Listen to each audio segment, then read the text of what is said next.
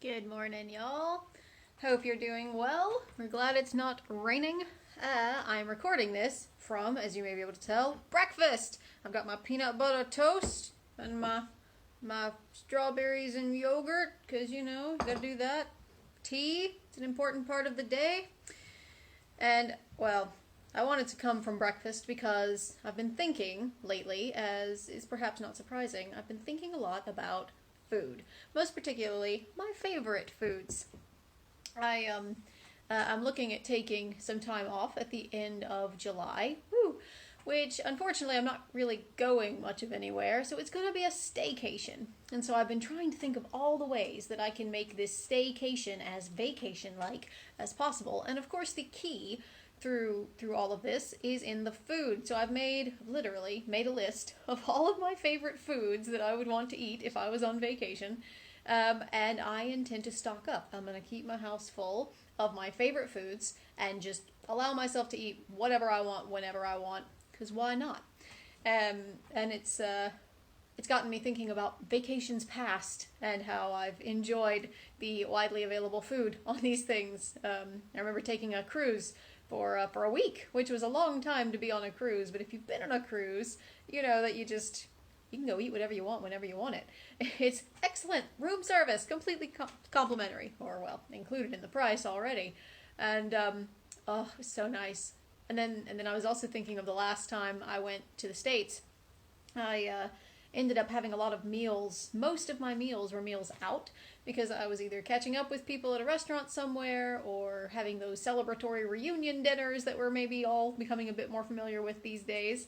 And so, it was just every other meal was at a restaurant somewhere. Breakfast, lunch, and dinner, you name it. They were having lots of meals out, which was lovely. But I have found, and I don't know if you found the same, that after several days of this kind of eating whatever you want, whenever you want it, things start to change. I was thinking of in particular, my States trip where I was eating all this restaurant food.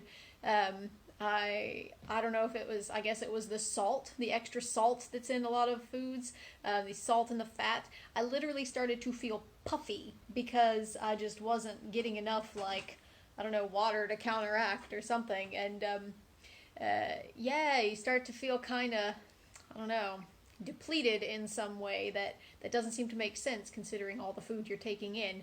I just start to feel ooey after a few days, several days of eating whatever I want, whenever I want it, especially if it's really rich kind of food. And so I find myself turning back to the basics, like peanut butter toast or fruit or vegetables or whatever, because I guess, what you eat affects how you feel and affects how you are in the world and can change everything. So I've been thinking about all of this as I've been making out my little meal plan for my time off in a little while, thinking I should probably include some, nice things I enjoy as well. So I've got lots of fruit on the list, sparkling waters and this sort of thing. Anyway, our readings today have absolutely nothing to do with food, but in good Kayla fashion, I will turn anything to a food analogy if I can. Our readings do have to do, or can make us think about how what we consume, take into our bodies, actually does matter for who we are, who we become. So our first reading is from, this is from the Methodist handbook thing. Our first reading is from Luke, and it's lots of different readings, Jesus telling different parables, Jesus speaking to different crowds. But the very end of this reading, Jesus says, "Your eye is the lamp of your body. If your eye is healthy, your whole body is full of light. But if it is not healthy, your body is full of darkness. Therefore consider whether the light in you is not darkness.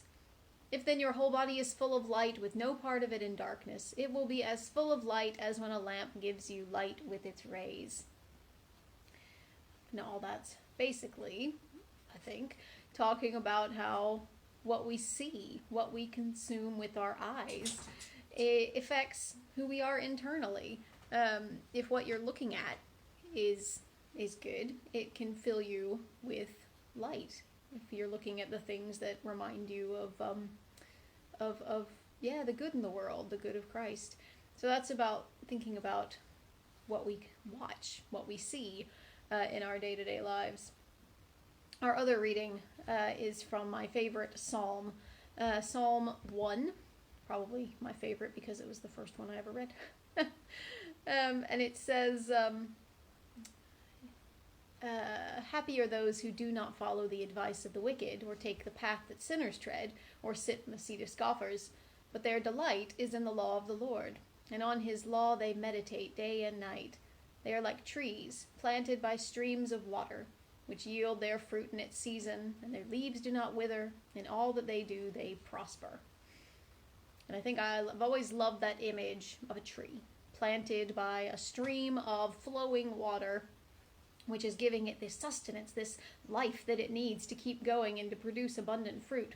Just like the light that comes in allows our lamp to glow out for others, so the living water that's going by allows us to produce this fruit for others as well. And so today, I would encourage you to think about what your source of light, what your source of water, living water, is. Perhaps even what your source of the bread of life is. Obviously, in the Bible, we're told that Jesus is all of these things. Jesus says in various places, I am the light of the world. I am the living water. I am the bread of life, even. Through all of these things, we can find our true sustenance. As the Psalm says, on his law they meditate day and night. And so, while we certainly don't have to be Puritans about how we act in life, I'd imagine there's something that each one of us has going on, whether it's habits towards, I don't know, violent movies and things, which, does happen, or tendencies towards unhelpful communication with other people, gossip. I'm pretty bad about sharing the news sometimes. Or whether it's music we're listening to, or whether it's just things that we, take in without really realizing it. Conversations we're a part of that perhaps we don't even think about until we leave them. Think about ways that your life might be benefited by changing some of the habits you might have to those that are more full of the light of Christ, the living water of Jesus, the living, or the bread of life that we have, that we want to consume. In the church year, we went through all these seasons of, Advent, and then Epiphany, and Lent, and Easter, and Pentecost, and Trinity Sunday. Well, now we're officially in the season that is called Ordinary Time, which stretches from Trinity Sunday all the way to like Christ the King, or the beginning of Advent. So it's a very long period. It's just called Ordinary Time. And if you're aware of like the colors that the church assigns to various seasons, the color for this time of year is green. And I've always liked that because green symbolizes that this time, though it's called ordinary, is a time of growth. It's meant to be a time of year when we don't just sit here, waiting for the next big festival. It's a time when we're meant to be growing. And so there's loads of little ways that we can grow closer in our walk with Christ. So perhaps today, think about ways that you can grow closer by filling your life in just one small area, even with a bit more of Christ light in the world. And so take care. I'm going to eat my breakfast, and I will see you all later.